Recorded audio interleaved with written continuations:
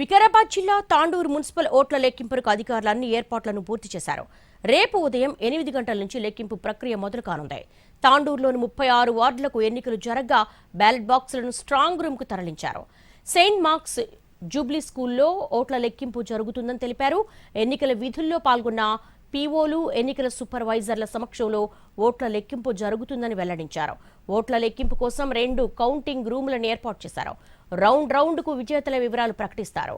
లెక్కింపు కేంద్రంలోకి పోటీ చేసే అభ్యర్థి, ఏజెంట్ను మాత్రమే అనుమతిస్తామని తెలిపారు. ఓట్ల లెక్కింపు ప్రశాంతంగా జరిగేలా అందరూ సహకరించాలని విజ్ఞప్తి చేశారు అధికారులు. ఎన్నికల కౌంటింగ్ కార్యక్రమం రేపు ఉదయం 5 గంటలకు సెయింట్ మార్క్స్ జూబ్లీ స్కూల్లో ప్రారంభమవుతుంది. 2 కౌంటింగ్ హాల్లో స్ట్రాంగ్ రూమ్ కూడా అక్కడే ఉంది. 2 కౌంటింగ్ హాల్లో కౌంటింగ్ నిర్వహించబడుతుంది. అక్కడ ఒక కౌంటింగ్ టేబుల్కి సంబంధించి మొత్తం 12 టేబుల్ ఏర్పాటు చేసినాము. ఒక టేబుల్కు ఒక కౌంటింగ్ సూపర్వైజరు, 2 అసిస్టెంట్లు ఉంటారు. తర్వాత returning officer, assistant returning officer కూడా వాళ్ళ పర్యవేక్షణలో వీళ్ళు కౌంటింగ్ చేయడం జరుగుతుంది.